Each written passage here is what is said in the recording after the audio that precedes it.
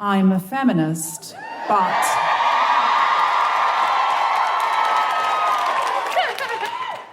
sometimes I have a fantasy that I will come on this show and do an I'm a Feminist but about John Hamm.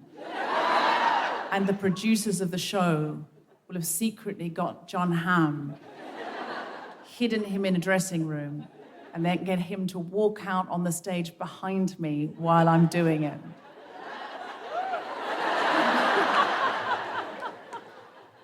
Again, no.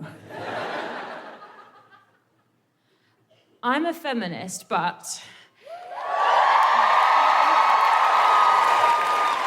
sometimes when I'm feeling lazy, I let my boyfriend get on top.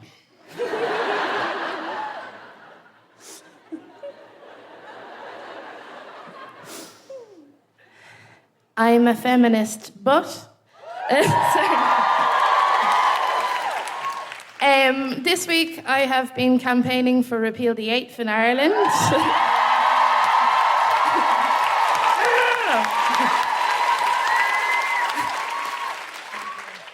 Not to brag. Thank you, love. But I've been so busy giving out badges at train stations and putting postcards into letter boxes that yesterday I didn't remember that it was National Fish and Chip Day in Ireland, which means that you get half-price fish and chips out of anywhere. And I regret working so hard now on the campaign.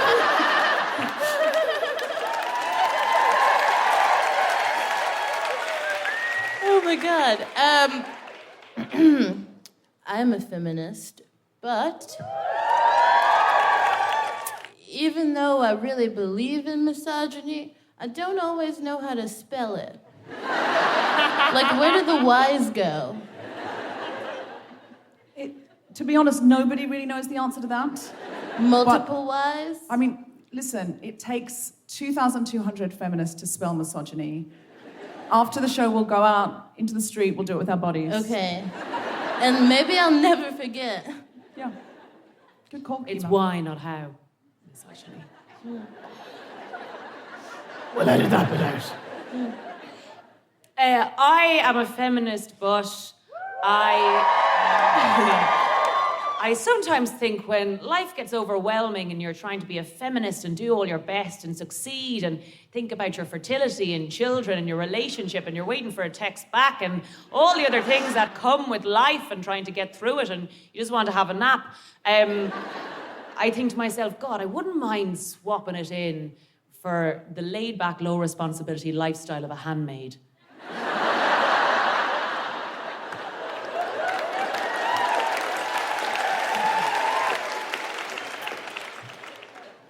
I'm a feminist, but there is a tiny part of me that is trying to arrange my teenage son's marriage.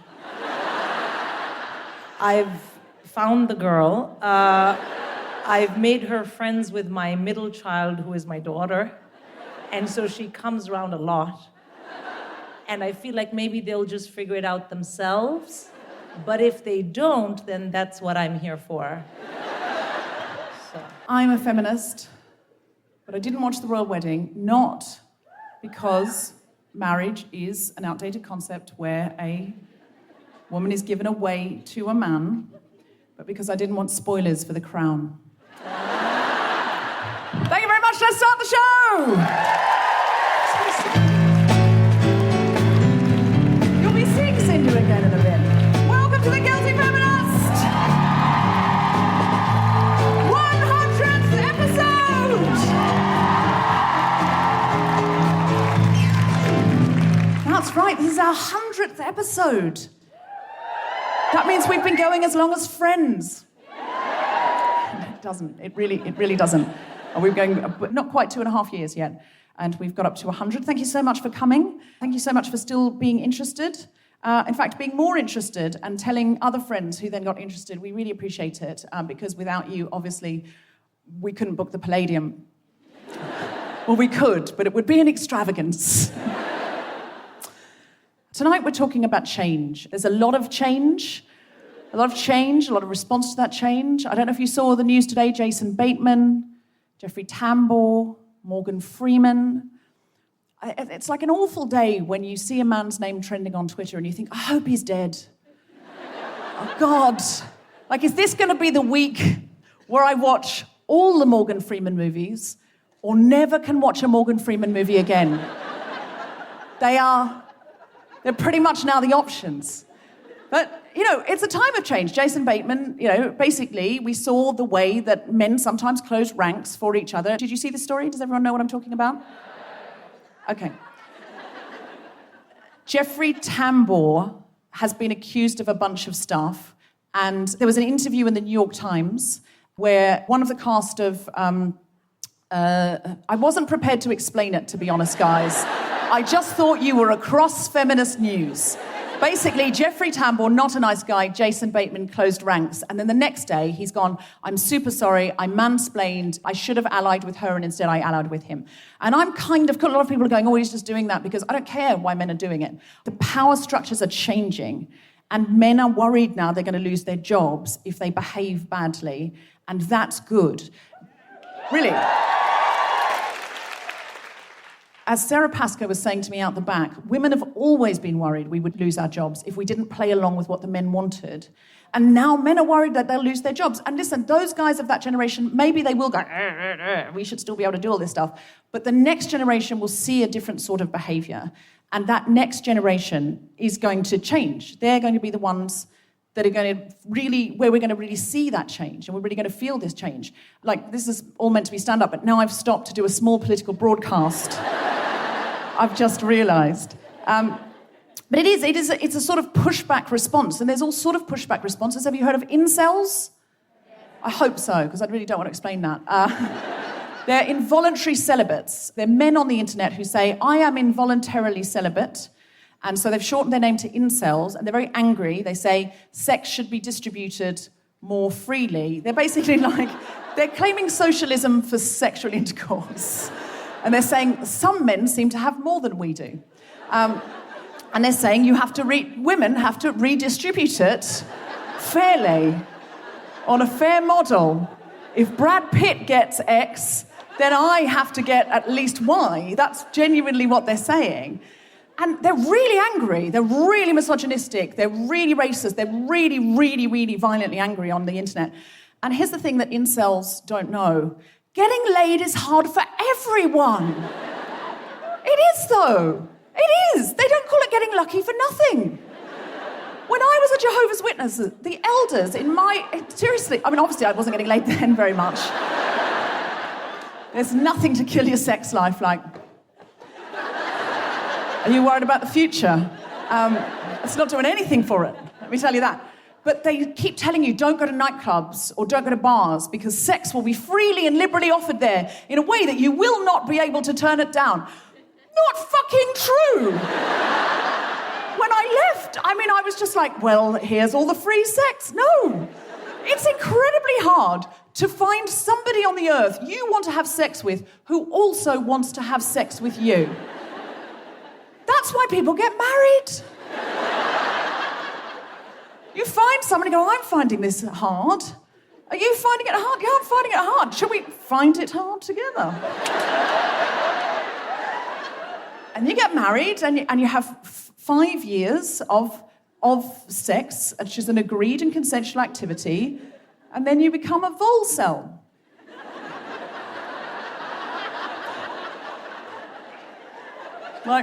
We've done that now.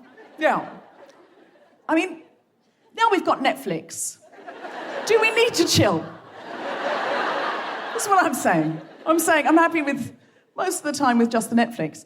But I also don't understand why the incels are so angry, because the way they explain it is like you can't have sex on your own.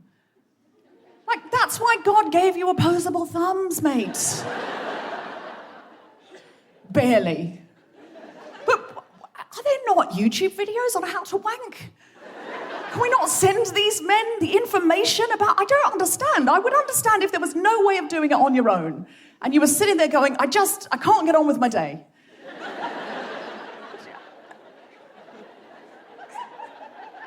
I mean, it is odd. It is odd. And the thing is, what they're not understanding is sex is not a commodity. It's not the new Bitcoin. You have to get somebody to want to do it with you. It has to be an agreed activity. It's not a transaction, it's an agreed activity. And those incels cannot ask us to want to have sex with them any more than we can ask them to not want to have sex with us. You can't say to someone, I want this, I don't want that. And the thing is, our governments need to be doing more. Incels are funny, obviously. I mean, there's so many jokes in them. They're brilliant for comedy. Incels are objectively funny. But there were 4 mass murders in America last year, at least 4, by men who self-identify as incels. This pushback from the patriarchy is real, and it has consequence, and it's kind of getting worse. We need governments to legislate. We need governments to see what's happening, to see the violent language that's used on Twitter, and to look at the consequences of that in our society and step up. And I think a lot of the time we think with governments, we just kind of go, whoever's in government, we go, well, what can you do? They're all as bad as each other. I mean, all you can do is vote every 4 years, occasionally go down to, the parliament and shout and queue, and that's all. That's it. What can you do? What else can you do? What can you do? They're all as bad as each other. What can you do? But I don't think we'd say that about anything else, because effectively, collectively, we pay their wages. They are our representatives. They work for us. And if a few of us here had chipped in to buy a sweet shop, because we thought that'd be fun, and then we put some staff in, and then we found out that the representatives of us in the sweet shop, whose wages we were paying, were selling Coke to kids and giving their mates backhanders out the back door, we wouldn't just go, well, what can you do? They're on a 4-year contract. They're all as bad as each other. You put in more managers of a sweet shop, they'd only do the same. Not necessarily. You'd go down, you'd have a word. You'd say, like, we think we can't have a word, we can have a word, we can go down and say, this isn't, you're not doing it right. But I feel like if I paid someone to care for my nan, because obviously I'm not going to do it.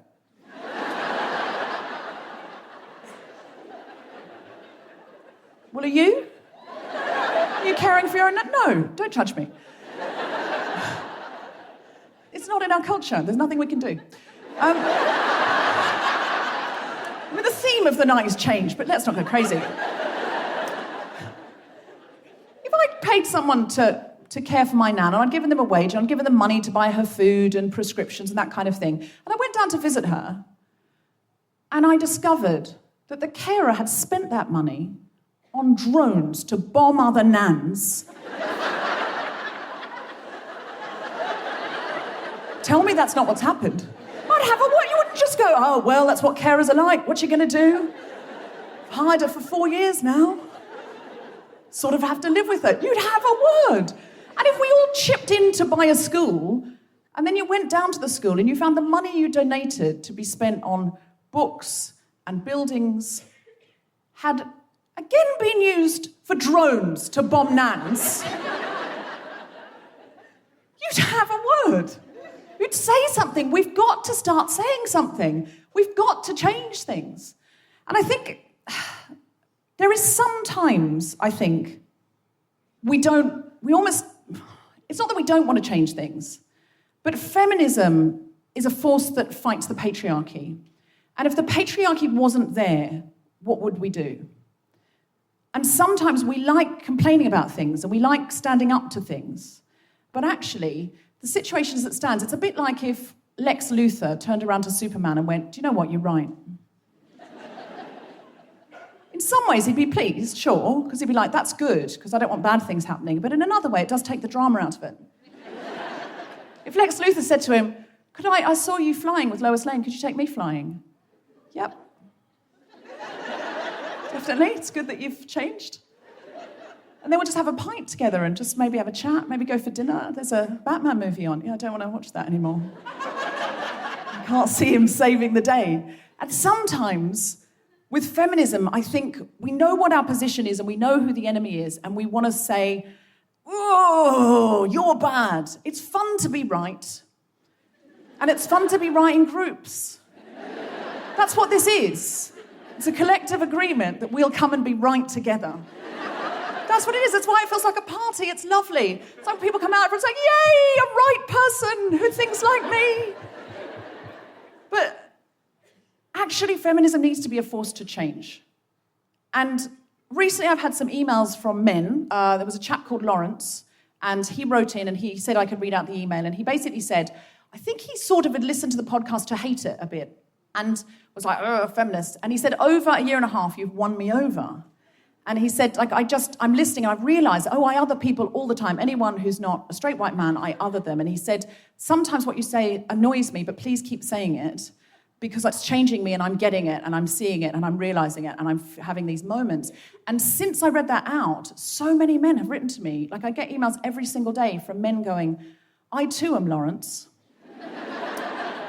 And sometimes the language they use isn't, it's a bit sort of like, they say females instead of women, things like that. But the desire to change and include is there. Do you know what I mean? Language is changing all the time anyway. But if the desire to include is there, all of that stuff is details. And I've even had some surprising messages from young men who I've thought were quite, inclusive and feminist and arty, and they look like hipsters. And even they have said, one young man wrote to me and he said, up until a year ago, although, I'm a liberal person and blah, blah, blah, and I like women and I'm not an incel, he said, up until a year ago, I didn't think women were as funny, profound, or inspiring as men.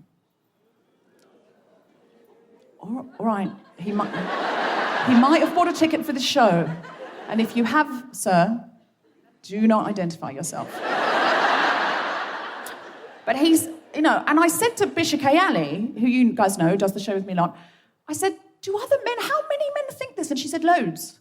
And I was like, she said, yeah. And she said, but think of it from his point of view. How many opportunities does he get to see women be funny, profound, and inspiring?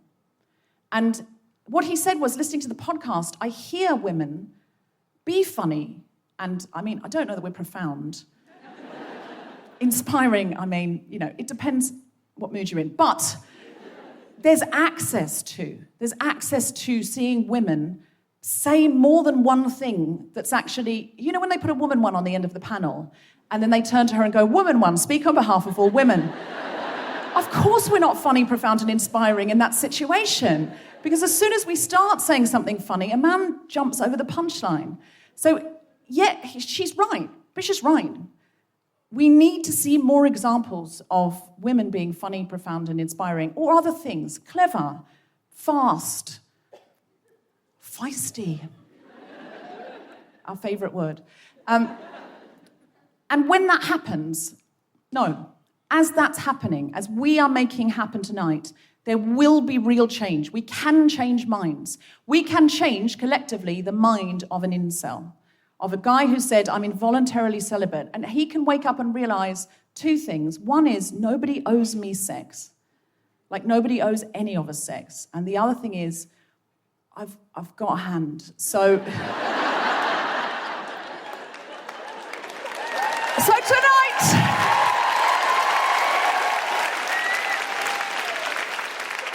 tonight we are going to talk about change, and then tomorrow we are going to make a change. Are you ready for our first wonderful stand-up comedian? Then put your hands together and make incredible Guilty Feminist woohooing sounds for Sindhu!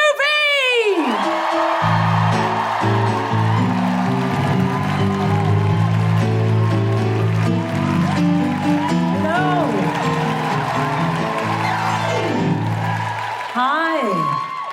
Hi, everybody. It's so great to be here. I'm actually in a great mood. Guilty Feminist, you guys. But I just want to start by saying something which is a little bit of a downer, which is just politics everywhere. I'm not a political comic, but I feel like I can't get it out of my mind. Are you guys with me? It's just terrible, And my parents are staying with me, and like good Indian parents, they're here for 8 months. And, as my mother said, well, we'll come for your birthday, then it will be Halloween. How is this something we're celebrating now in India? I don't know. And then, it is the Christmas, then it is the baby's birthday, then it is the summer holiday. I'm like, then it's my birthday again. Anyway, so they're here for 8 months. Anyway, and I was telling my mother, I was like, I'm so worried about politics and what's going to happen in the future, like me and the kids. And And she said, oh, just shut up. You know, it could be much, much worse for you. And I said, how? She said, well, you could be dead, husband could marry the pretty lady, and she could be cruel to your kids. I was like, oh, shit. And I said to my mom, I said, Mommy, that is very specific. You know? Plus, she said, the pretty lady. I was like, what or who does my mother know that I don't know? But I tell you what, I immediately stopped thinking about politics and started thinking about my husband. You know, this year I will have been married 20 years. Okay? Thank you. But what that actually means is, for 20 years I have worked with this man. I have worked on this man. I'll say it. And you know what? I'll be totally honest with you. I have manipulated the shit out of this man. I have, right? To make him a mildly agreeable spouse.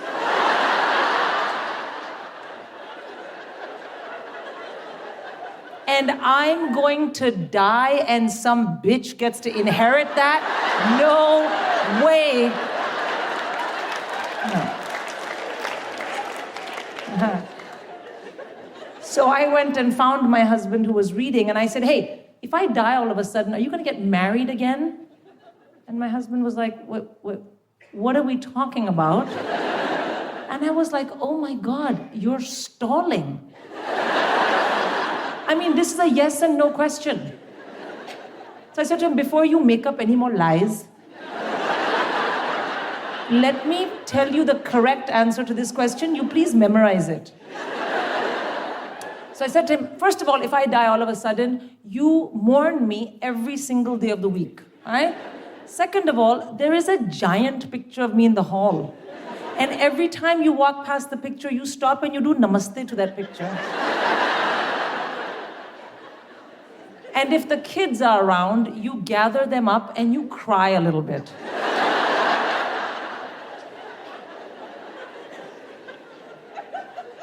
And then after 20 years, my husband, he knows me very well. He knows my whole family very well. So he looked at me and he said, oh, have you been talking to your mother? And ladies and the few gentlemen that are here, let me tell you, you know what I said to him when he said, have you been talking to your mother? I said, no, of course not. Do you know why I did that? Because if you want to stay married and stay happy, not the same thing, you have to know how to win. And one of the key ways of winning is you find the correct occasions and you lie to your spouse. I tell you, okay, don't get hung up on the lying part. Think about the correct occasion, right? So don't pick some lightweight bullshit like, I didn't eat the last hobnob. Nobody cares. It is a biscuit. Equally, don't lie about important stuff like, of course, this is your daughter. No. Never. No. You must pick the correct occasion. So, for example, oh yeah, I booked the holiday that week. I didn't know your mother was coming. And the reason you lie like this, which is like non-long-term damage lying, the reason you do that is when you do that, you keep your spouse mildly destabilized at all times. Yeah. And that gives you more power. More power means a higher chance of winning. So, yeah, I think winning is so important because actually people think you win because, it's for your ego. Not at all. You win because you love being married, because when you win, you feel better about yourself, yes? You feel better about yourself, you feel better about the world, you're a nicer person, you're a better spouse, you do it for the health of the unit. It's not for you, it's for the unit. And I have all these ideas in my head about how to keep the sort of winning mojo going. And one of the things I realized, and you guys can take this away, is it's really useful to have other techniques. One of them is Uber. And I'm going to explain how. You know how the phrase, well, my Uber's here, it's become the get out phrase of our times, right? Do you know what I mean? Like, think of all the social situations that might have been a bit awkward, and now you're like, oh, my Uber's here. People are like, fine, just go. Right? Just go. You know? I mean, what other phrase has that kind of power? I've thought of two. One is, oh, there's the signal, and I'm Batman. People are like, oh man, dude, you better go.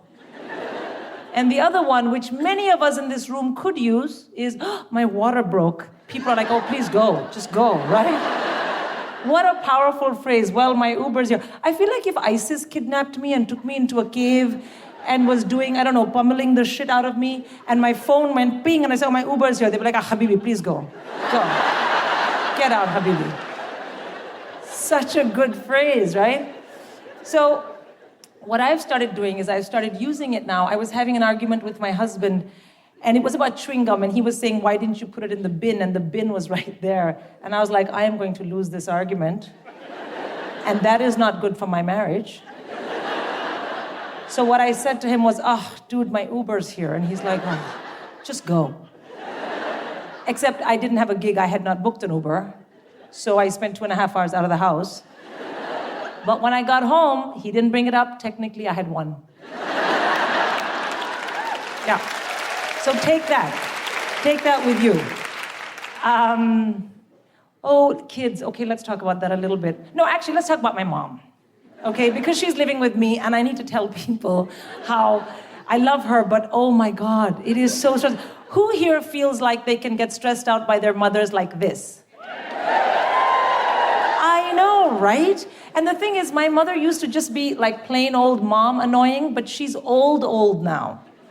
You see, and when you're old, what that means is you have given up any desire to have a rational conversation at all.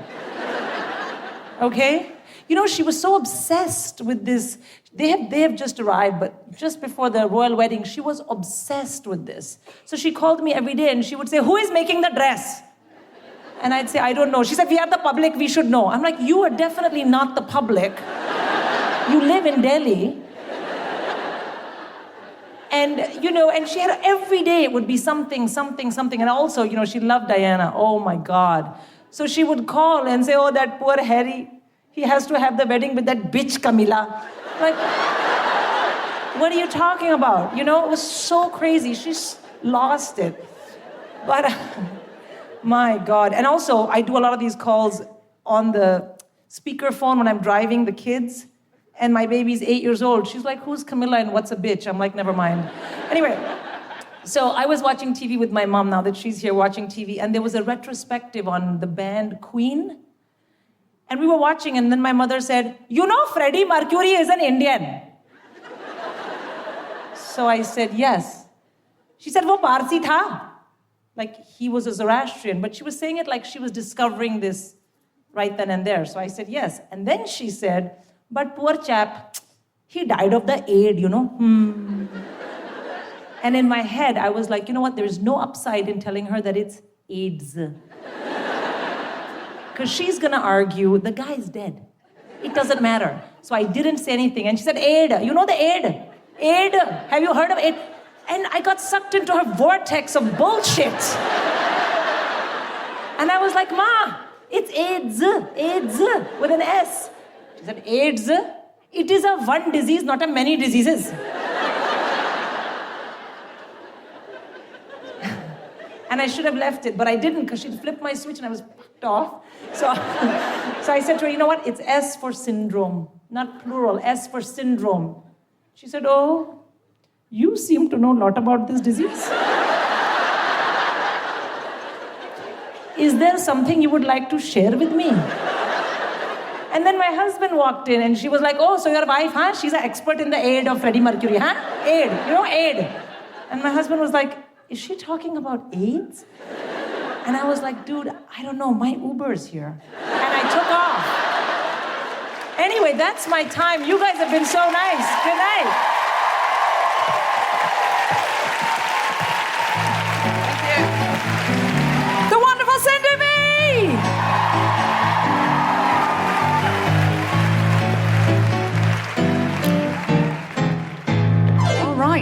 It's time to welcome back Sindhu V. She's co-hosting this panel with me. And also welcome to the stage, Carys, Afoko, Scarlett, Curtis and Becca Bunce.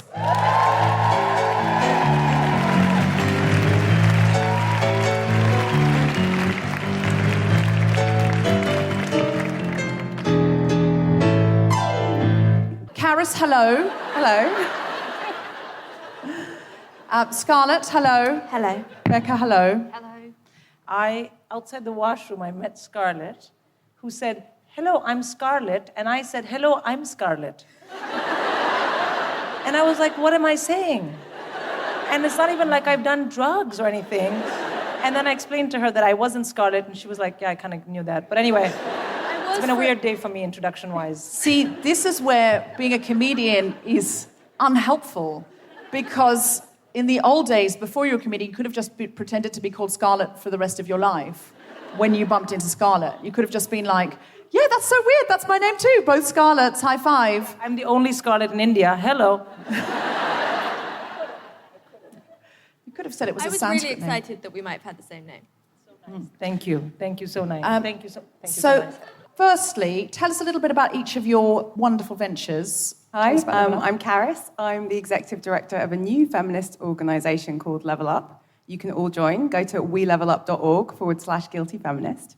Had to get the plug in. And basically, we launched in January, and we're a new community for people who are feminists and want to work together to end sexism in the UK. So we're running campaigns, and we're also just providing support, to deal with the daily grind of everyday sexism, so kind of tools and trainings and things like that. Yeah. That sounds really delightful. Scarlett. Yes, I am Scarlett. That is actually my name. Excellent. And you have ID, presumably, to I've got demonstrate it. that. I've got my passport. I'm Scarlett. I am the co-founder of a group called the Pink Protest. We kind of create campaigns and social media campaigns and video content for young activists that want to get more involved with politics. At the end of last year, we organised the Free Periods movement, and we organised a protest in Parliament Square where 2,000 young girls came out to Parliament Square, and then in January we found out the government, as a direct response to the protest, are giving 1.5 million to address period poverty in the UK, which is pretty exciting. And now we're just working on a lot of other campaigns. Our next campaign is trying to end the stigma around female masturbation. That's fun, yeah. I already feel awkward. So does my mum. Yeah, She told me not to say that tonight. Did she? Yeah. Did she say, please don't talk about She said- losing stigmas for things that are awkward? Yeah, she was like, it's just too far. It's just one step too far. Is that what she said? Yeah. Just one step. Yeah. Yeah, well, that's why she's your mum. It's important that there's some generation gap. Otherwise, what do you have to rebel against? Yeah. That is partly the problem, because you're millennial or a millennial I'm Gen Z? yeah. You're Gen Z. I write the Gen Z hit list for the Sunday Times. Look, we're not in America. Surely it's Gen Z here. Oh, fuck, yeah. Is it because you live I've in been America? in America for 4 years. This is the Okay. problem. I say Okay. trash now. Oh, I'm so sorry. Yeah, it's the worst thing that's ever happened to me. Okay, so you've already done quite a lot. If I were, how old are you? 22. 22. Yeah, if I were 22 and I'd already got 1-point-something million funding for something feminist, I'd be having another gap year, personally. Yeah, I just never go out or ever have boyfriends, so that's kind of how I free up my time. That's why you're ending the stigma about masturbation. Yeah, that ties together, yeah. Sure. Yeah. It's another branch of incel.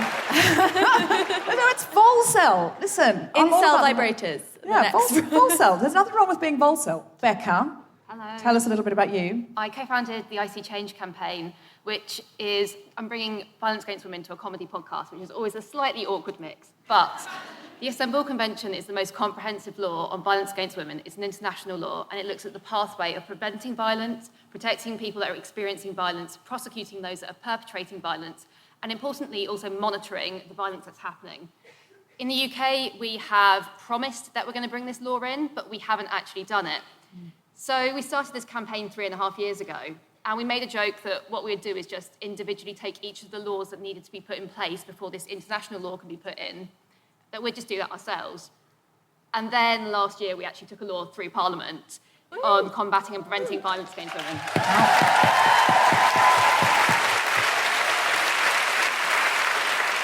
Okay, so let's get down to it. How do you do that? Because I think if I thought, right, I want to get a law through Parliament, I'd be like, day 1, check Facebook. Day 2, Google own name. Day 3, Google what is a law? I mean, that sounds pretty similar. So where we started from was that when we started the campaign, we just needed to get people to know that this law existed. I mean, international laws, the idea of the word ratification, it all sounds really complex, when really what it's about is women getting the services that they need. So we started off by creating a coalition of over 50 organisations that supported it. From there, to be honest, it all got a bit bizarre. So an MP invited us into Parliament to hold a roundtable event, so we all had a good old chat about it. And then a few months later, I get a phone call, and someone says, so tomorrow, we've got this private members bill, and we've decided to do it on the Istanbul Convention, and we're going to announce that tomorrow in Parliament. You in? And we're like, oh, yeah, I suppose so. And what happened was, literally in 24 hours, our campaign took a strategy which had been much more about reaching out to the public and signing a petition, which is still there. Please do sign it. And we then went into something that was a lot more targeted about getting 100 MPs to show up on 2 Fridays. Fridays are their constituency days, so they're normally not there. And we had almost lucked out that we'd got the Friday before Christmas, which is like Christmas cards and, you know, going along to nice events, carol services, etc. And so we just made 100 MPs show up. And the different ways that we did that were going out. So we made packs up that people could take to their local MP. So they had letters. We had people emailing their MPs, so that kind of action. We also had Emma Watson suddenly got involved, so she wrote a letter to all the MPs, which I'm sure helped a lot. We basically just tried everything to see what would work. That's not necessarily the best campaign tactics and strategy there. We were just like, right, we've got this, let's throw everything at it. And in that time, the 3 of us that co-founded the campaign, we all went part-time. I can remember writing press releases in the toilets on my lunch break, getting home from work and then working till 1 o'clock in the morning. And I'm a disabled woman, so to be honest, my body really couldn't take it. But it's amazing what a bit of adrenaline, a shed load of coffee and snacks can really do for you. So my friends went part-time. I was already part-time because of wonky body. And we just kind of went from there. And what was amazing was the number of people that we drew in. So there was a friend who ran our social media. Now she's doing a PhD, but in fairness, she was 24 hours on social media, and she dealt with all of the trolling. She dealt with all of the interesting pictures that you get sent when you're on a feminist campaign, and it really was a massive team effort. The other thing was WhatsApp. Oh my goodness, I apologise to our team. We had a massive WhatsApp group. Whenever something needed been done, you just put it into the WhatsApp group, and people responded and said, yep, I can do that now. So a lot of it was having to let go of control and go, you know what, there's the best people that we can get to do this right now, and we're going to trust them to get on and do it. So you need a team, you need some people on that team to have time, and you need a WhatsApp group. All about WhatsApp. It's all about WhatsApp. WhatsApp is amazing. You know, I have a Indian family WhatsApp, and that's like 250 people. It's true. And the crazy thing is, if you want something done, like for example, I'll give you a slightly less important than what you did. I want mangoes because it's the summer. So I put on the WhatsApp, I'm in London, no mangoes, can someone help? And day before yesterday, a box of mangoes arrived in my house. I don't even know who from the group sent it, but that is an inspiring change that one woman has made. It is. Her own. But the example is WhatsApp. The example is, so WhatsApp. What if you sent out, I need a box of feminism? Well, people like my mother would say, yes, it's very good feminism, I hate your father. But a lot of my older aunts would say, I've always thought you should be more feminine. This is the kind of response I would get. I don't know if I would get any proper It's a good example of help an to ask, feminism. though. Like, the beginning of campaigning is that you create an easy ask for people to have a start point. And it's always starting from these simple points. An easy Like ask. mangoes. Scarlett, do you agree with that? I know you love a WhatsApp. I mean, almost the whole Free Periods protest was organised via WhatsApp. We had this group called the Free Periods Power Team, which were incredible. It was about 50 feminists in one WhatsApp group, and we just every single thing we could. And I think, you know, I'm very obsessed with teenage girls in a not creepy way. I think teenage girls... I think it's for other people to decide if you're creepy. I don't think you... Scarlett, Guys, promise I'm not creepy. Yeah, you can't preface sentences with, I'm not creepy. But you're not. I'm going to validate that Scarlett Curtis is not she creepy. does know me.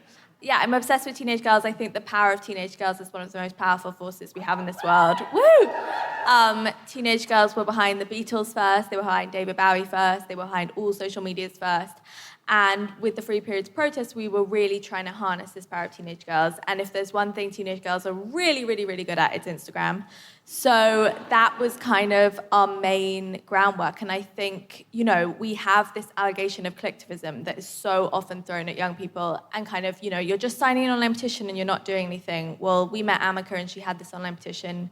We worked with her, we built her a website, we built her the Instagram campaign. We were very focused on artwork and visuals and getting everyone to the protest wore red. We had some amazing signs. And, it all happened via Instagram. And, 160,000 people ended up signing her petition. 2,000 young people between the ages of 12 and 14 ended up showing up at Parliament Square 5 days before Christmas. And collectivism is just a way of silencing young people and telling young people that these first steps of online action aren't going to make a difference. And I think what the most recent wave of young people organizing, like we've seen in Florida, like we've seen with Free Periods, has proven is that if you give people the chance to show up, and if you give them the chance to take the Instagram post or the online petition one step further, they are going to do it, they are going to show up. And, with our protests, when those young people showed up, that directly led to 1.5 million being given. That's a 12-year-old seeing that happen and knowing that anything else they do within their life can have that kind of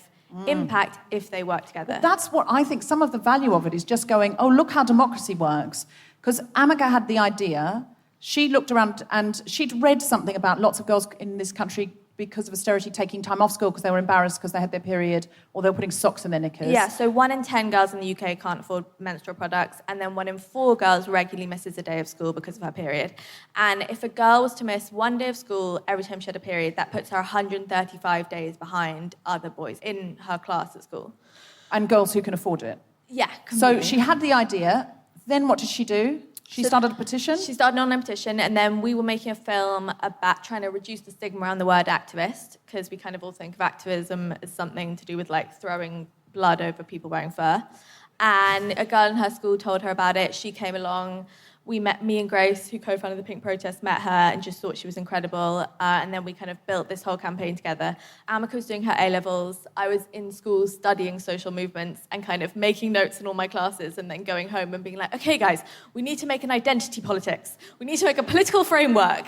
So you were basically doing those classes at uni and then basically doing a class and then immediately using it? Yeah, using it in class probably on WhatsApp on my laptop.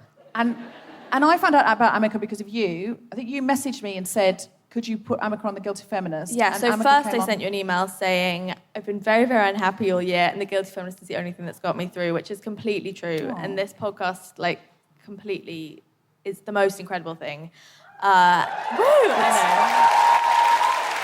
It's very much a group effort. Yeah, and that's what's wonderful about it. And I just think, there's this theory of politicization, which is that you take a personal experience and turn it into a political identity and a political framework. And I think what so much of this podcast is about is taking women's own self-hatred or self-critique or something you've been ashamed about and making you realize it's actually a critique of the patriarchy and it's actually a much bigger critique. And that's what you've done in the most incredible way. Yeah, so I sent you that and you were like, you're a bit creepy. I did not say that. I did not say that. I was moved and... And then I emailed you again saying, please, we're organising this campaign. Can Grace and Amika come on? And all of it happened through things like that. We ended up with 2 MPs, 3 supermodels, 5 comedians all speaking at the protests. And that was pretty much all through mad Instagram DMs and trying to call in favours. You see, now this makes me want to apologize to my teenage daughter for the grief I give her for being on social media. Yeah. Yes, she's probably doing activism. Right now. What I want to say to her is, show me your Instagram, and if I feel you're activist, you can stay on. Yeah. But if I feel you're doing that pouting into a mirror, taking your own photo shit, you're off. But that could be her activism. What? That could be her activism. Activism towards what? Appreciating the way she looks. To anything. But what I'll tell her is, you can stay on Instagram if you go and be activism with that. Yeah, we'll tell her to follow the Pink Protest. She might be killing the stigma of duck face selfies. Exactly. Sindhu. Possibly. Carys, tell us what Level Up is and what you'd like us to do for Level Up. Okay, so Level Up is a community for feminists, so everyone in the audience, all of you, whatever gender, whatever age, whatever sexual orientation, and we work together to take on sexism, and we're going to end sexism in the UK. Only launched in January, but I give it like 2 years and we're going to be done. So we're in the middle of trying to get a sexist video game taken down. So it's called Super Seducer. Anyone played it? It's made by a pickup artist. He's a charming guy called Richard LaRuina. And he's made a game starring himself where he teaches men to win their dream girl. And you basically you play as him and you try out different moves on women. So like grabbing their breasts or maybe touching their arse. Oh no, yeah, this is a real game, you can Google it. And the good news, because the video game industry is not known for being feminist, the good news is there's only one retailer that is still selling this game. Came out on the week of International Women's Day. It's really sad that that's our good news. Yeah, no, the good news is that PlayStation saw sense, and despite saying they were going to release the game, took one look at it and were like, we're not touching that. So there's one retailer... Yeah, I wouldn't touch it, because I would think, what's on it? Yeah, where's it been? And so there's one retailer left that's selling this game. It's a website called Steam. We're going to get it to take it down. This is a site that has taken down video games because they're too violent, and it's time they took violence against women seriously. So we're going to win it. Send positive vibes. And I think the reason I wanted to talk about it today is that I think that, obviously it's a win in itself. This dude is, super unpleasant. He sent us an abusive email recently, which was quite the treat, and is threatening legal action, has already sent, cease and desist letters about an article I wrote in The Guardian. So, he's an unpleasant character, but the thing that I'm really excited about when we win this campaign is that it's time that companies took sexism seriously and learn that it will cost them, and it is a brand issue if they put this kind of stuff on their websites for sale. So that's the campaign.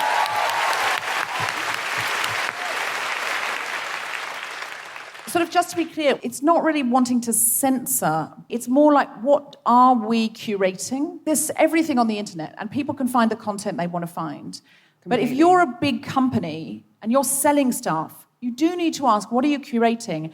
Is it creating an environment that is hostile for half the population and potentially violent and dangerous? Is it encouraging and endorsing and amplifying those views over and over and over again, which creates a world in which women are often physically scared? Completely. And obviously, we've got a lot of trolls already. They managed to block Facebook from letting us share the campaign this week, which was a stressful 48 hours. But yeah, the sort of men's rights free speech brigade will try and claim this is about censorship. But Richard is free to put the game on his own website. We are just saying that if you are a company that claims to be responsible, that has a track record of taking down other games because they're too violent, then you should extend women the same courtesy as other people because, we are human beings. It's completely fair. Yeah. So, a quick, what next? What can we do? How can we help you from everyone? Becca, what would you love the listeners of the Guilty Feminist podcast and the audience here tonight to do? Brilliant. So you can follow us on Twitter at ICChangeUK and sign our petition. There are some actual very specific asks that we've got at the moment. One is around meeting space that is accessible in London, that also has Wi-Fi so that we can get our volunteers to meet on weekends. And there is a volunteers email that you can find on our website. We would love you to volunteer with us. Send us an email. Okay, Scarlett. Aside from the masturbation issue, I think our goal is just generally to encourage young girls to get involved with politics. Start a feminist group in your school, support some of these incredible campaigns, anything. It's not about picking one issue and going with that. It's about dedicating your life to this cause and finding a way to incorporate it into your world. My goal is that activism would become like we work out or we eat healthily. It's just something that you incorporate into your lifestyle that makes you feel good about yourself and that you do for pleasure, not because you're like, oh crap, I better do something like that. Great. And we go to pinkprotest. Yeah, pinkprotest.org, and you can follow Pink Protest on Instagram. And Carys, what can we do for you? Go to welevelup.org/guiltyfeminist or follow us on Twitter or Facebook at @we_level_up. And we have a campaign to get consent taught in schools, which I don't know if I'll have time to talk about, but the sex education curriculum is changing for the first time in 18 years, and we need young people to learn about consent. So What is currently not taught in schools in terms of consent? What? Yeah, I mean, there's a long list. Anyone had the banana on a condom or banana on a courgette lesson? So, Can I just jump in here? I have to say, the idea that there's not sex education in school is relative. I mean, I went to school in India. There is no sex education. There's no theory in India. You show up one day for a practical and wing it. That is it. But I have kids in this school, and my daughter, when she was in year 4 or 5, came home from school one day and said, "Mommy, you never told me I had a hole." So I think a lot is being discussed in school. Sure, but not consent, and that's what's key to level up. Because Yes. if we teach the mechanics, but we don't teach that both parties need to be into it, that's something you do want your daughter taught. Consent to have sex with the boy I pick for you to marry. Sure. I know. Sure. I'm not serious. Yes, okay, let's it go. is funny, but the serious, Okay, the consent, serious the thing is internet, that... there's lots of things not being taught. So we need to Yes. get behind this because it's going to change things for the next generation. We need to have a plan for the future. Yes. So please get behind IC, Sign the petition. Pink Protest and Level Up. Sindhu, which one are you going to get immediately behind? This is like The Bachelor now, isn't it? All three. Yes, well Yes, done. all three. Big round of applause for Becca, Scarlett, Carys and Sindhu.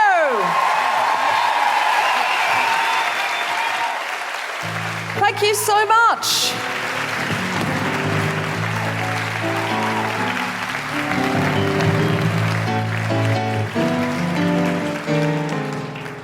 Okay, so you've got 3 things you can get behind. There will be more this evening. You're not going to be able to get behind everything, but you maybe can get fully behind one thing and then see what you can do for these other things. As Scarlett was saying, clicktivism does work. All right, are you ready for our next wonderful stand-up comedian? She's repealing all of the numbers. Big round of applause for the wonderful Alison Spittle.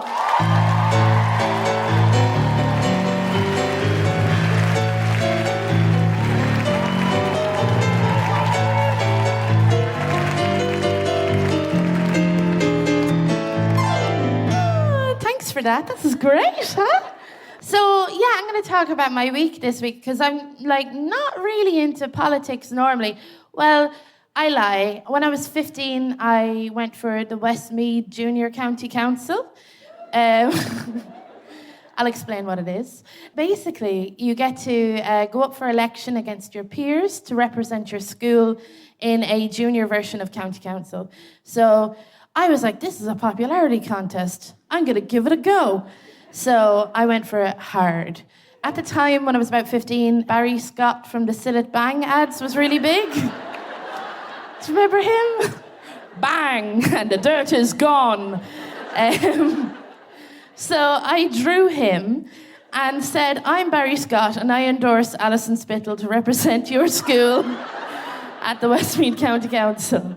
Bang, and the job is done. And I was like, yay. It was a dirty campaign, though. I put posters up around the school and somebody drew dicks on it, which I took as a form of aggression. But I did. I got in. I got elected to represent my school. I think it was because I was the only one that bothered, but let's not. It was me and some other guy. And when I got elected, I was very excited. I made a lot of promises to the other kids in my school. We didn't have a bus shelter at my school, and we would get rained on a lot in Ireland. So I promised the kids a bus shelter. I said, if you elect me, I'm going to get you a bus shelter. So the first day in Junior Westmeath County Council, I said, I need to get these kids a bus shelter. I've made promises. They said, Alison, it's not our jurisdiction to look after bus shelters. You're going to have to ask the bus company. I said, look, I've tried. And I left it at that and ate my free meals for the rest of that year. It was hard. It was good, though. I got my first boyfriend when I joined the Westmeath Junior County Council. I knew he fancied me because I put myself up to be the leader of the council, and he seconded my motion. I was like, Yes. We were like the John Major and Edwina Curry of my... It was beautiful, so it was. Except I don't think that Edwina Curry cried when John Major asked her for a hand job at a festival like me. she'd get in there. There'd be no tears. So, good on her. It's a conservative way. It's beautiful. Roll up your sleeves. So,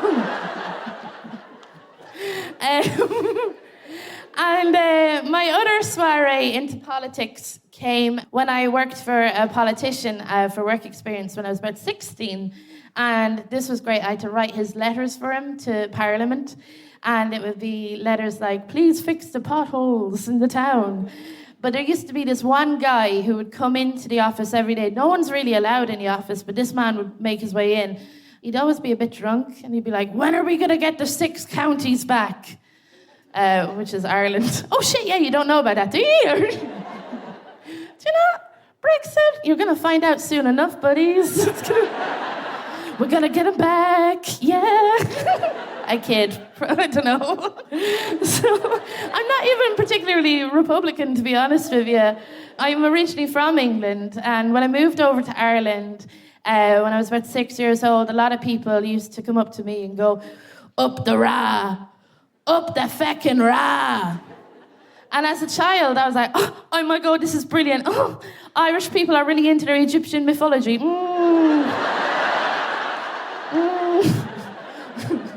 I'm gonna love it. I had no idea who the IRA were at the time. I asked my mum about the IRA. I said, Mum, tell me who the IRA were. And this was the mid-90s. She didn't really want to get into it. They were at their peak at that point, you know. And she said, Alison, I can't tell you. And I said, Mum, just please tell me. And she goes, right, I'll tell you who the IRA are now. Alison, eat all the crusts off your bread, Alison, or the IRA are going to come in and kill us all.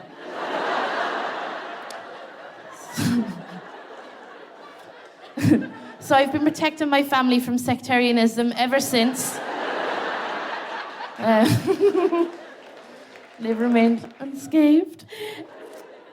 So, yeah, I wasn't really into politics that much until the referendums come up. In Ireland, we have this referendum to repeal the 8th Amendment. The 8th Amendment was brought in the 80s because conservative Ireland could see the writing was on the wall. We had just about started legalising condoms, or it was on the way, and they were like, holy shit, we better put a stop to this. So they put in an amendment to the Constitution that said the life of the fetus is equal to the life of the mother, and it's just been very, very hard to get abortion rights for every situation. I really hope it's going to get repealed Saturday, I really do. But I've been having mini nervous breakdowns for the past month, looking at Twitter and going, it's not going to happen, and then going to bed for a day. And I realised that, you know, political. And then I decided, Alison, you're going to be mental anyway. Why not bring it out to the public?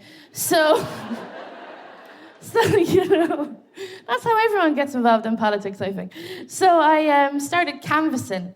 And you have to knock on people's doors and you tell them information about the referendum and hope that they vote yes to repeal the 8th Amendment. And it's been a mixed bag, to be honest with you. On my first day, I was there and I was paired up with an experienced lady called Rachel who was canvassing for a few months, and she brought me along. And I was standing there and I was at a door and the lady answered it. And she goes, no, I don't want to repeal the 8th Amendment. In fact, I believe in life. I think life is life and killing is killing. And I got really angry and I said, that sounds like the shittest Ace of Base song ever.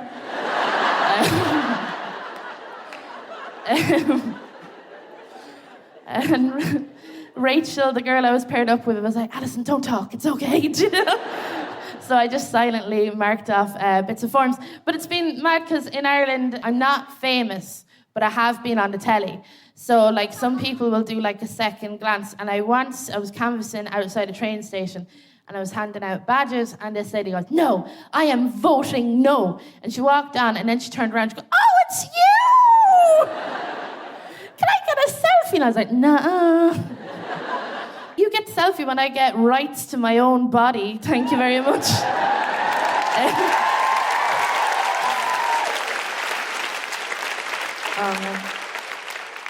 And it's mad, you gotta have a look at the Home to Vote hashtag. It's beautiful, it's really uplifting. People are coming home from Vietnam, Buenos Aires, they're all traveling back to Ireland tomorrow to vote in the referendum.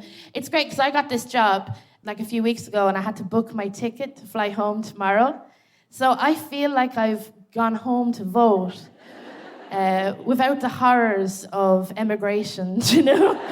I'm delighted. But the thing is, I think my mind has been warped from the whole referendum. In Dublin, like if you look around, there's signs everywhere with fetuses on it. There's actually a van with photographs of fetus parts with the Bee Gees staying alive on a loudspeaker. I wish I could come up with a joke about that, but it's fucked up, right? And the thing is that, like, anything that comes up now, I think it's about abortion or abortion rights. Like, I was on Instagram the other week, and I was about to report this picture because I was like, this is disgusting. It's just abortion porn. Someone's after, from the no side, is after putting up an advert here. And I looked at it a second time, and I realised that it was just a picture of chicken wings that my friend had put up. I sort of... So... And I was like, you're thinking about this too much, Alison. You gotta push back a bit.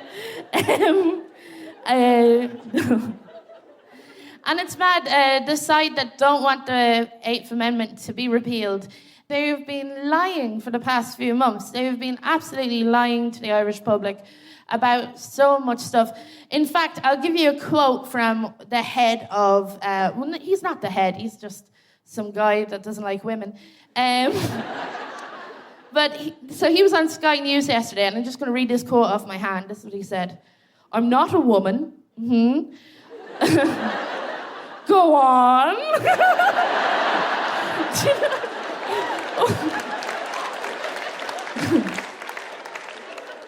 Sounds like the shittest Britney Spears song ever, doesn't it? I'm not a woman. I don't have a uterus, he says. I'll never have an abortion.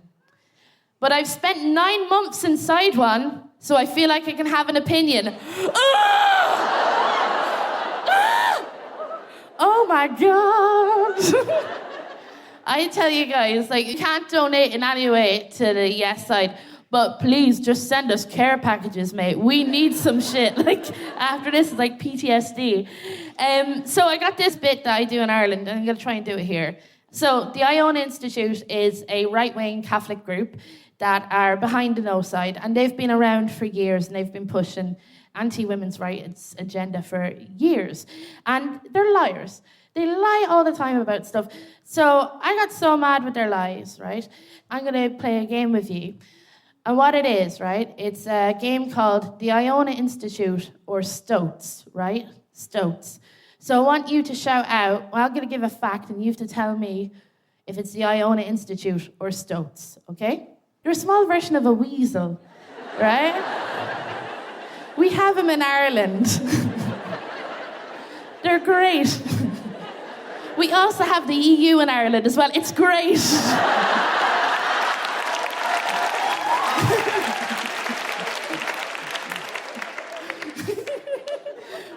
Sorry. It's like, I know it's your lives, and I'm like, meow. Sure. So I'll say a fact, and you shout out Iona Institute or Stoats, okay? Blank eats its own weight in flesh every day. You're right, Iona Institute, fair play, good on. When scared, blank secretes a smell off their glands. What are we thinking? Iona Institute, amazing, fair play. Fair play. Blank are a pack of lying bastards. What are we thinking? Stoats, yay! Have a great night, everybody. I'll see you.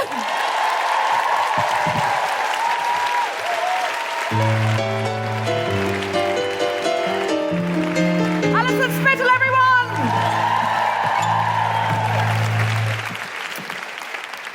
Please welcome to the stage Steve, Ali, Josie, Naughton, Sara, Pasco, and Aisling B.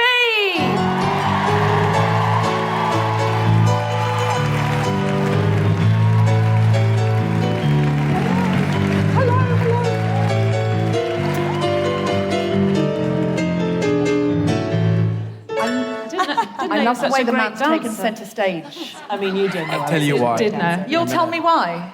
Why? You know, I'm one man sitting in a panel discussion with poor baby. women in front of all of our lives, all of the time. feminists on the night of the 100 episodes of the Guilty Feminist. I know, it must be I mean, awful what for was you. I thinking? But to be honest, I'm actually happy to be here and proud. Aw. You know why? No, Deb? why? You don't have a clue. It's because of all the feminism education doses I've been having in the kitchen. Steve lives with me, you need to know that for that joke to work. I've been...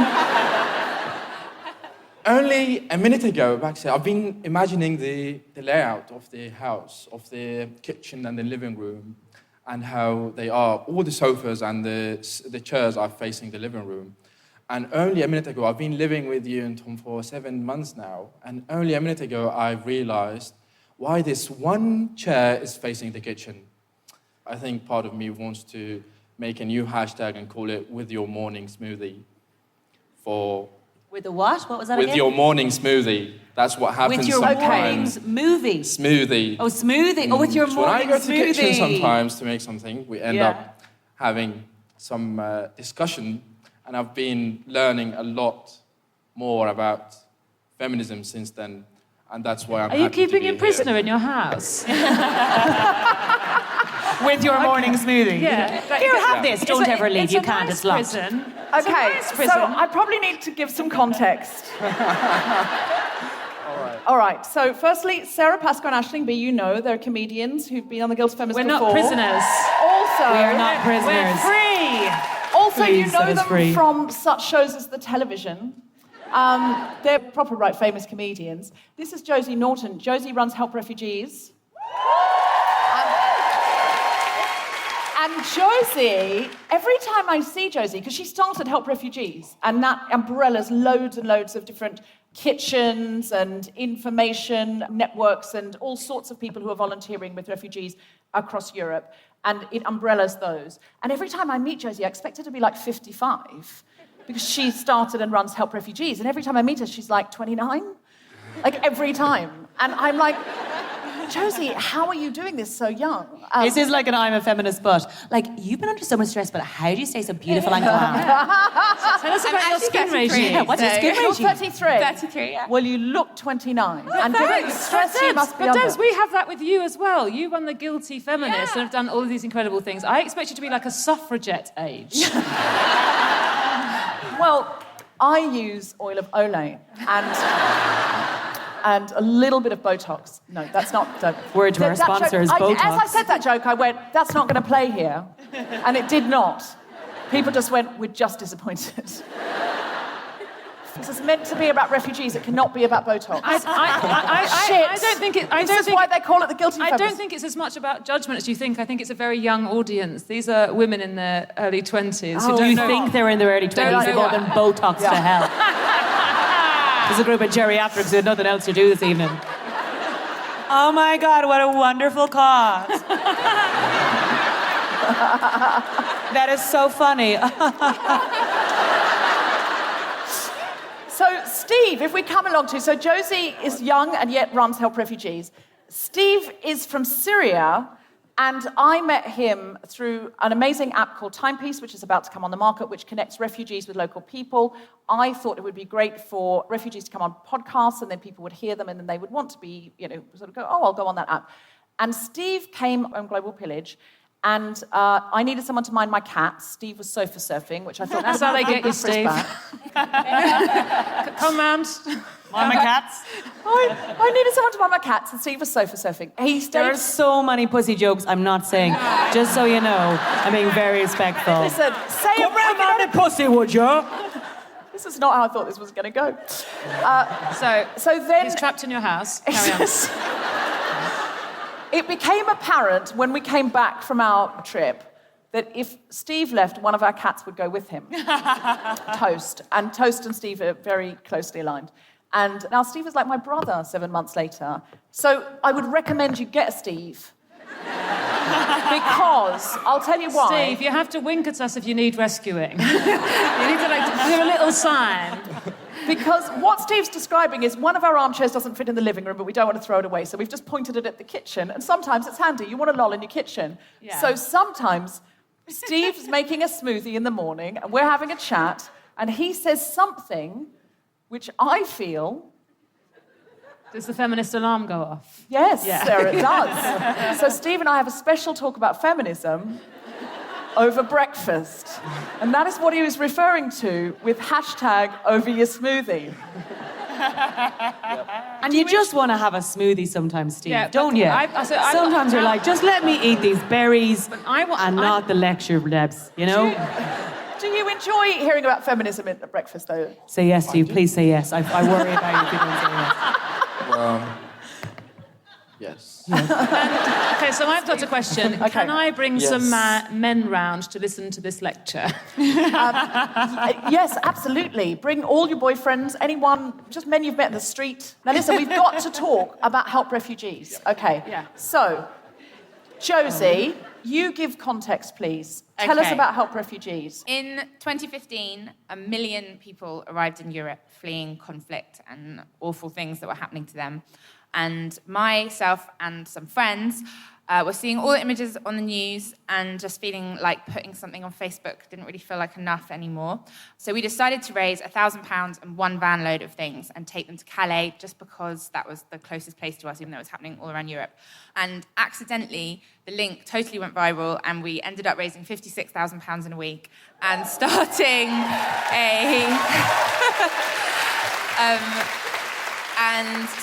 a wish list of those same, like the most wanted items, which were sleeping bags and shoes and all those kind of things. And the storage, which had given us a room for free, called and said, you're going to receive 7,000 packages tomorrow, so you need to get some volunteers down here. So we suddenly had to organise getting all these volunteers.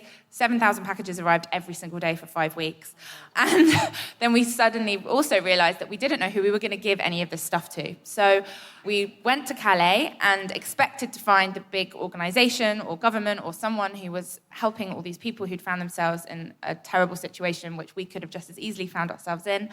And there was no organisation there. There were some small French associations who were trying their very best to deal with this number of people. There were 5,000 people there at that time living in a field. Babies had no nappies, people had no shoes, nothing to eat. There was, no wash services, no showers, no toilets. If people had a tent, it was a rubbish festival tent that had a hole in. And we felt like we couldn't unsee what we'd seen. So we ended up partnering with one of these French associations, renting a warehouse, starting a shelter building program, distribution system, a volunteer program. And there was kind of a combustion of compassion, I feel like, in that summer at that time. And so there were amazing grassroots groups who were setting up kitchens, who were doing all these different things, who were coming to work there. And we all kind of formed a unit and ended up kind of becoming camp management of the refugee camp. But at that same time, these terrifying gaps in response were also happening all throughout Europe. And again, it was just people like all of you who were stepping up and doing something about it. So there were grassroots organisations working in Greece, doing search and rescue, doing field hospitals, doing kitchens, giving people tents. But again, they really needed support with funds. So we ended up starting to raise funds for those kind of organisations and be trying to fill those gaps and just trying to do what we can. And so nearly 3 years later, we have 75 partner projects at the moment. We work in 10 countries, everywhere from France, Greece to Syria, in fact, with the internally displaced population there. We've had over 25,000 volunteers. We've helped 722,000 people. I always say we're a movement rather than a charity because it's just normal people donating to us, doing bake sales for us, putting on raves for us, coming to Calais and folding trousers. It's an amazing collective of people just saying, no, actually, we're going to do something. And Aisling, that's absolutely wonderful. I think the most inspiring thing is you were a regular person who just went, I want to do more, and suddenly you've really started a movement.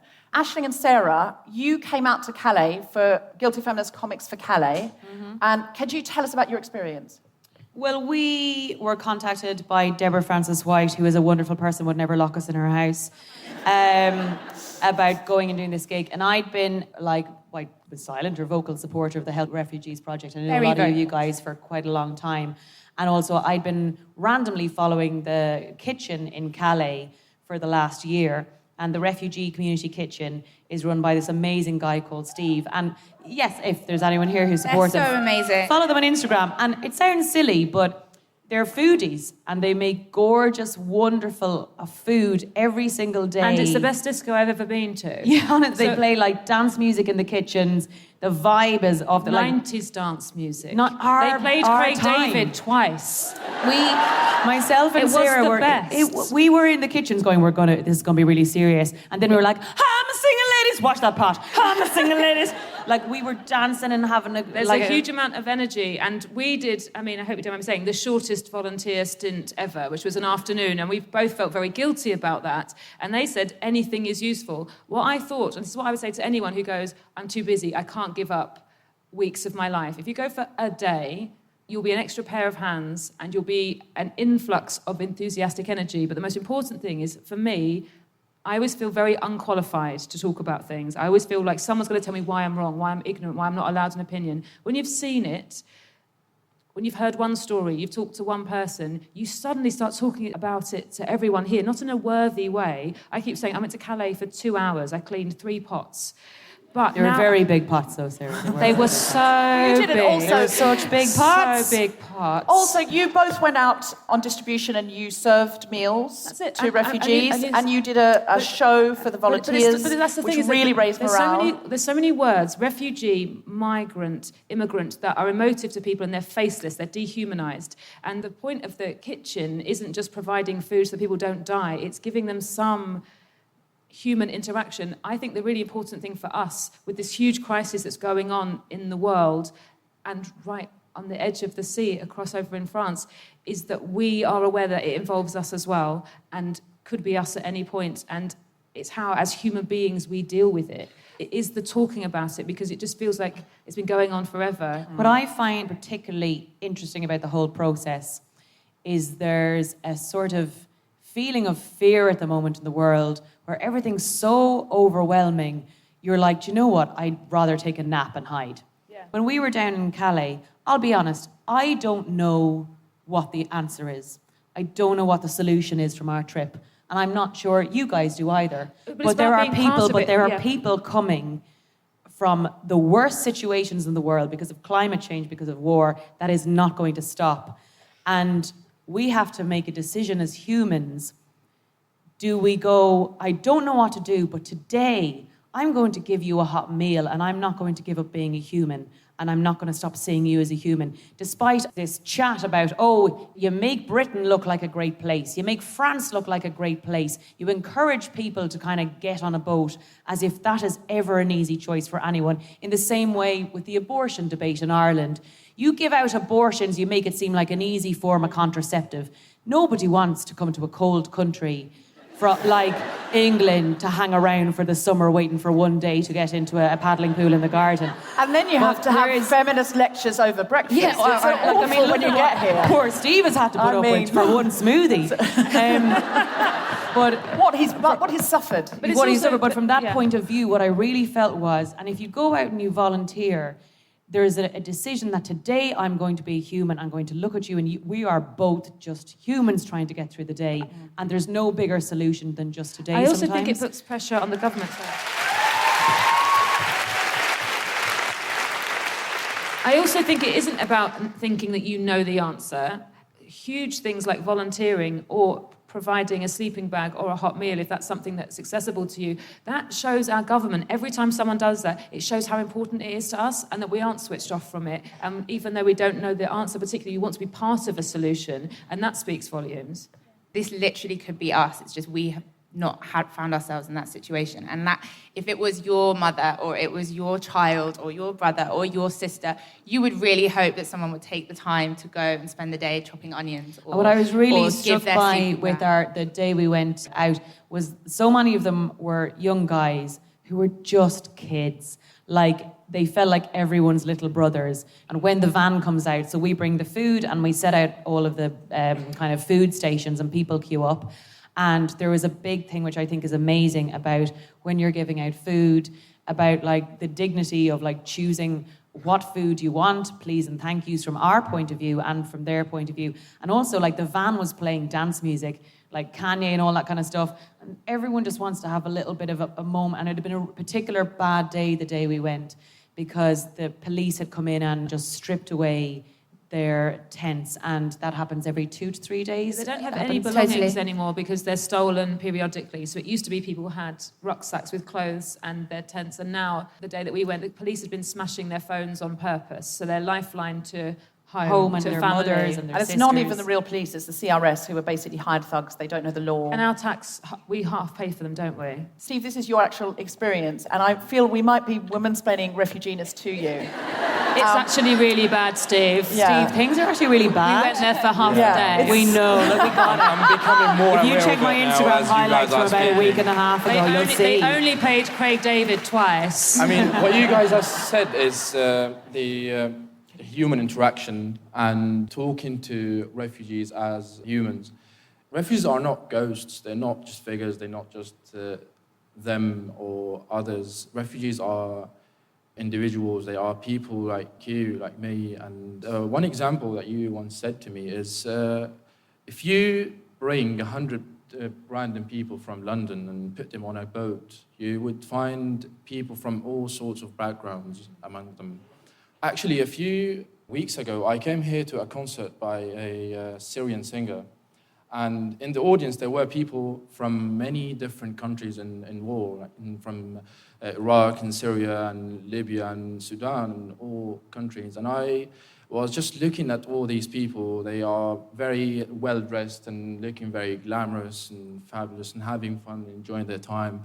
And I just stood there and thought for a moment, these are exactly the same people who at some point in the past few years were refugees. They were on dinghies crossing seas.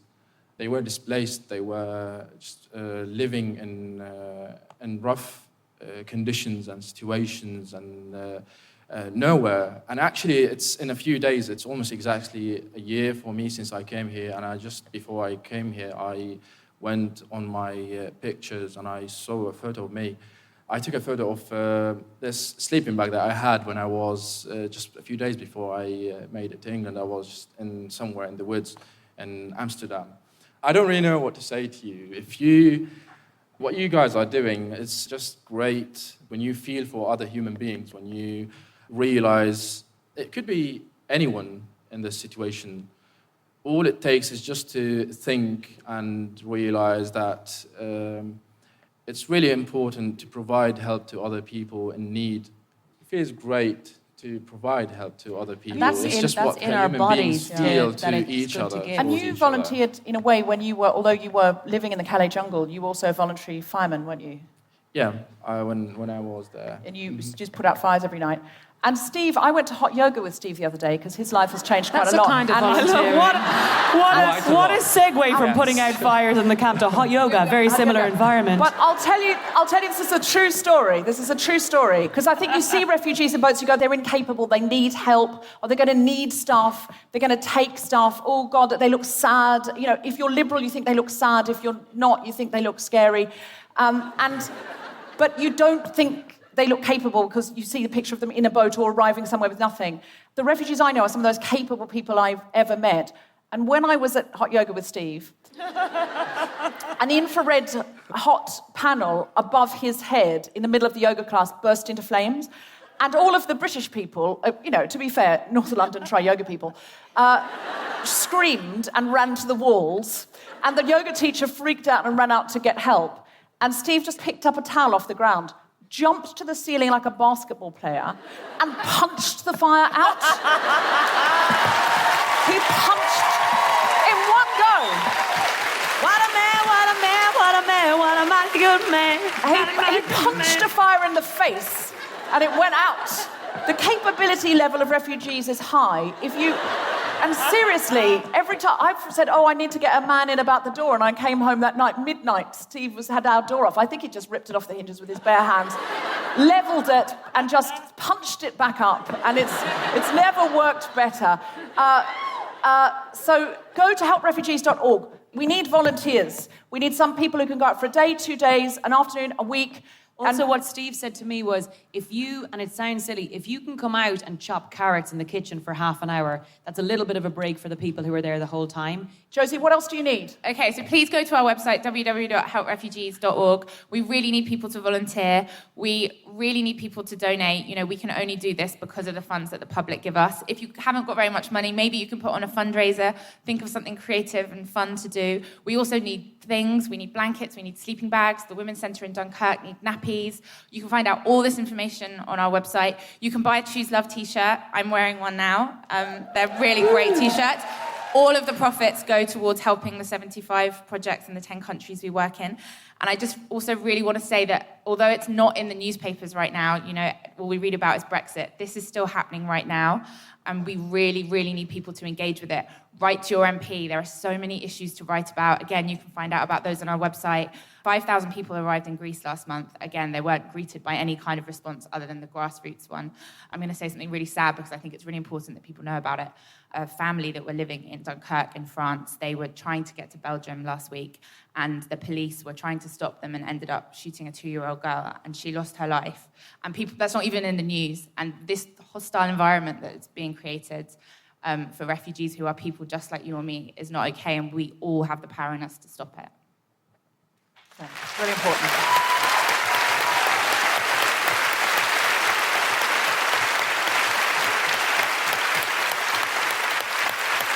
Let's get doing something. Big round of applause for Sara Pasco, Aisling B, Josie Naughton, and Steve Ali.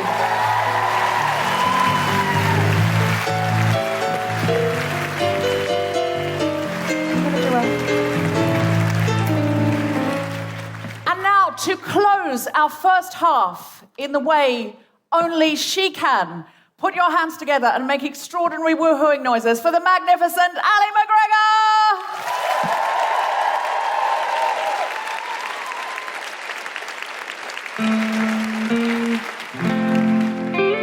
Out of the night that covers me, as black as the pit from pole to pole, I thank whatever my gods may be for my unconquerable soul.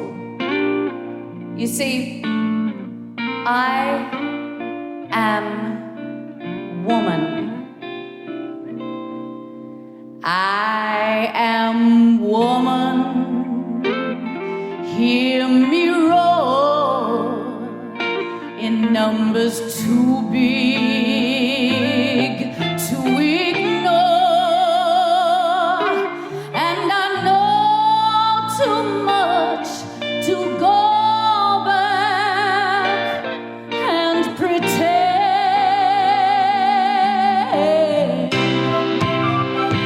'Cause I've heard it all before, and I've been down there on the floor, and no one's gonna keep me down again.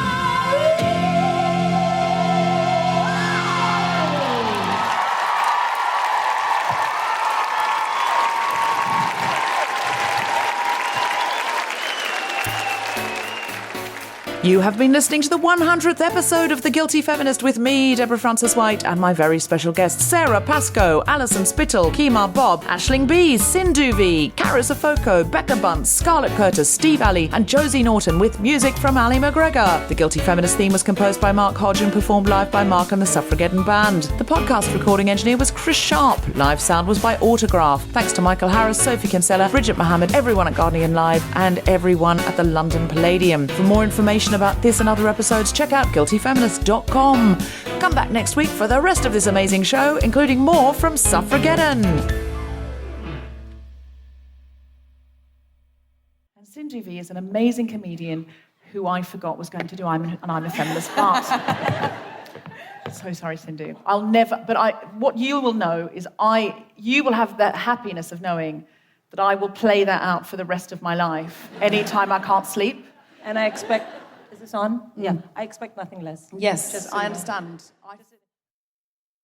Hey, it's Jessica Fosterkew here. I often co-host this mighty Guilty Feminist that you're listening to, but right now I'm just invading your ear space to ask you to please give my podcast a listen. It's called Hoovering and it's all about eating. In this week's episode, I'm talking to Saleha Alpin, who was evicted from MasterChef, the most recent one, with some culturally problematic slip-ups from the host. And I get her incredible story, both of her culinary upbringing in Malaysia and also of how she's been shut out by the PR machine behind the programme ever since she did it, to spare their blushes.